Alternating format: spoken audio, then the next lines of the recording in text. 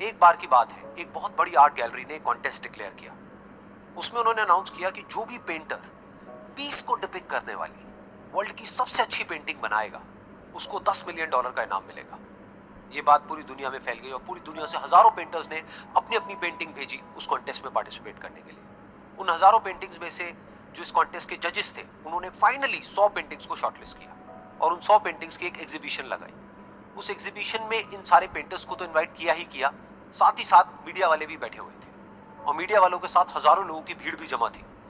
क्योंकि prize amount इतना बड़ा था तो सबका इंटरेस्ट था ये जानने में कि कौन जीतेगा, कि वो पेंटिंग कैसी होगी और कौन वो पेंटर होगा जिसको इतना बड़ा अमाउंट मिलेगा। फाइनली वो दिन आ ही गया। वहां पर सारी ही पेंटिंग्स देखने लायक थी और एक से बढ़कर एक थी। उसमें से कुछ पेंटिंग्स थी जहां पर सबसे ज्यादा भीड़ थी। जैसे एक पेंटिंग थी जहां पर एक बिल्कुल साफ पानी की नदी बह रही थी, जिसके पीछे कुछ पहाड़ थे, उसके ऊपर बर्फ जमी हुई थी और पीछे से सनराइज हो रहा था।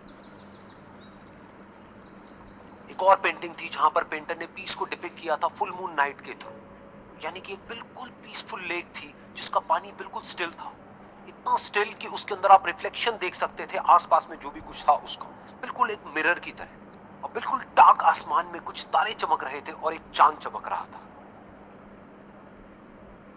उसके अलावा एक पेंटिंग थी जिसमें बिल्कुल सफेद बादल थे, नीला आसमान था और बिल्कुल हरी हरी घास थी। यानी कि सारी ही पेंटिंग्स ऐसी जिसको देख करके ही मन शांत हो जाए।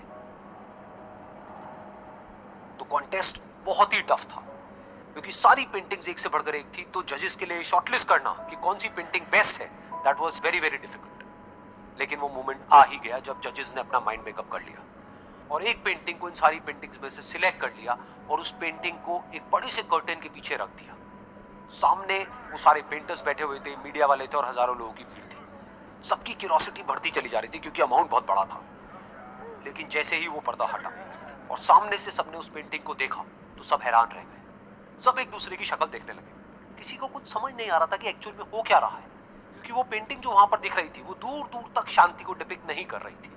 तो सबको लगा कि शायद उस आर्ट गैलरी से कोई गलती हुई है या जजेस से कोई गलती हुई है और किसी गलत पेंटिंग को वहां पे रख दिया है। तो कुछ पेंटर्स एक साथ गए, जाकर के उस आर्ट गैलरी के ओनर से मिले और जाकर के उससे पूछा कि क्या ये कोई गलती है, गलती से कहीं कोई गलत पेंटिंग तो आपने वहां पे नहीं रख दी है।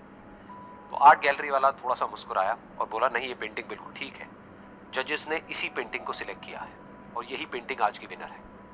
सारे पेंटर्स ये जवाब सुन करके गुस्से से भर गए और सबने मिल करके रिवोल्ट कर दिया। और ये देख करके सारे मीडिया वाले अपनी अपनी जगह से खड़े हुए और भागते हुए गए उस आर्ट गैलरी के ओनर के पास में और अपने अपने माइक्स उनके मुंह के आगे कर दिए। तो अगेन वो आर्ट गैलरी का जो ओनर था वो हल्का सा मुस्कुराया और उसने कहा कि मुझे कुछ बोलने से पहले एक बार इस पेंटिंग को आप लोग ध्यान से देखिए, थोड़ा पास से देखिए, शायद आपको कुछ ऐसा नजर आए जो दूर से नजर नहीं आ रहा है। क्योंकि आप सबने एक चीज तो देख ली कि इस पेंटिंग में आंधी है, तूफान है, चारों तरफ सब कुछ तहस नहस हो रहा है, आसमान में बिजली कड़क रही है, काले बादल है, ये सब तो आपने देख लिया। लेकिन एक चीज नहीं देखी कि इस पेंटिंग में एक घर भी है। उस घर में एक छोटी सी खिड़की है जहां पर एक आदमी खड़ा हुआ है। ध्यान से जाकर के देखिए, वो जो आदमी खड़ा हुआ है और बाहर देख रहा है उस घर से, उसके चेहरे पर कोई डर नहीं है बल्कि एक हल्की सी मुस्कान है, एक ठहराव है, एक सुकून है। और यही है शांति का असली मतलब।